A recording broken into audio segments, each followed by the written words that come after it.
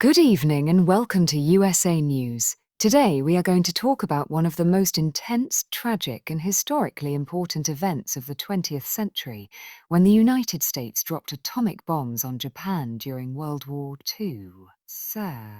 This event did not just change the course of the war, it changed the future of warfare, international relations, and the way humanity looks at destruction and peace. To understand what happened, we have to go back to the final phase of World War II. The war had already been going on since 1939, and by 1945, most of Europe had already seen the fall of Nazi Germany. Germany had surrendered in May 1945, but Japan was still continuing the fight in the Pacific region. The Pacific War was extremely brutal, with heavy losses on both sides. Battles like Iwo Jima and Okinawa showed how determined Japan was to fight until the end, and how costly a direct invasion would be for the United States and its allies. At that time, the United States was led by President Harry S. Truman. The American military and political leadership were searching for a way to end the war quickly.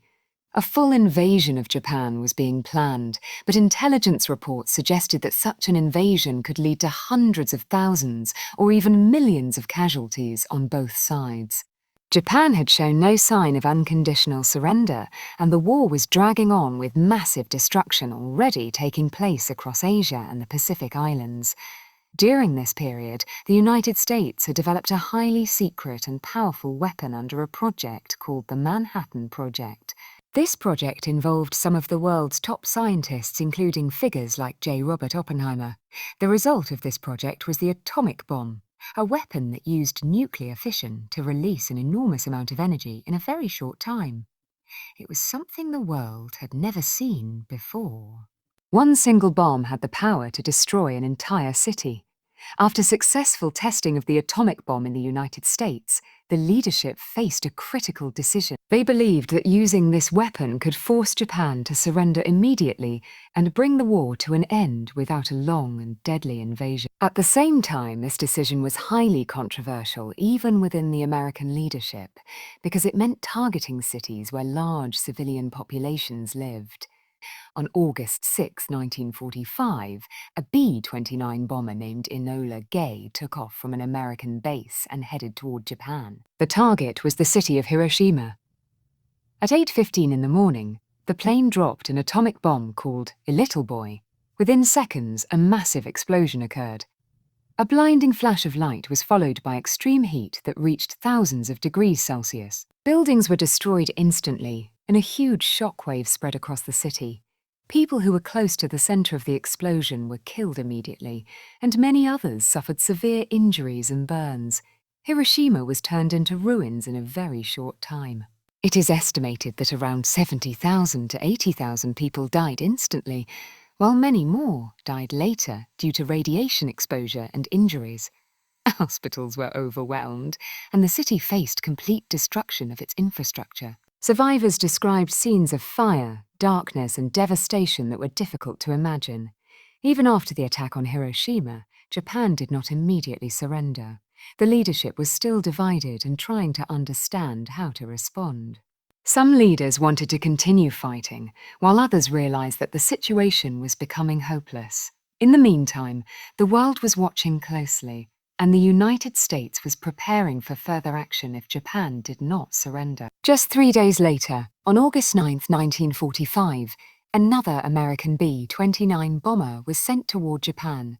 The original target was the city of Kokura, but due to heavy cloud cover and poor visibility, the plane was redirected to its secondary target, Nagasaki. At 11 in the morning, a second atomic bomb called a Fat Man Mars dropped on the city.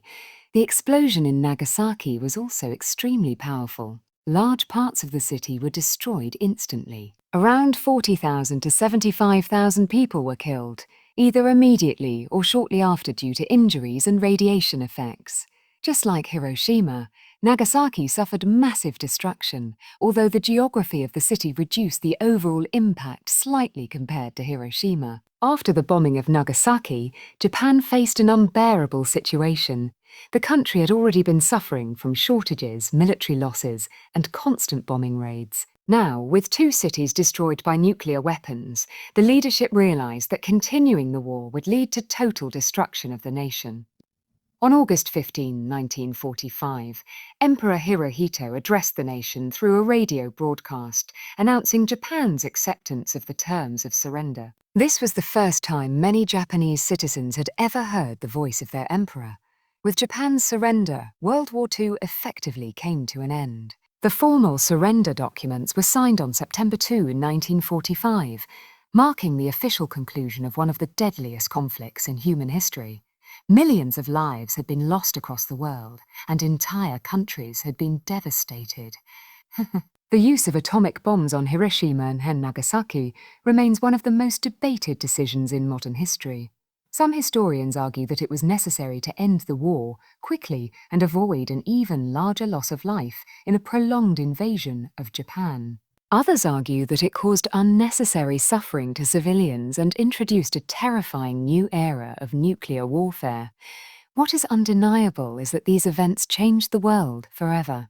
After 1945, nuclear weapons became a central part of global politics. Countries began developing their own nuclear programs, leading to a nuclear arms race during the Cold War between the United States and the Soviet Union. The fear of nuclear conflict became a major factor in international relations for decades.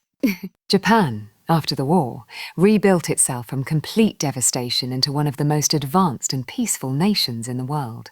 Hiroshima and Nagasaki today stand as symbols of peace and reminders of the horrors of nuclear war.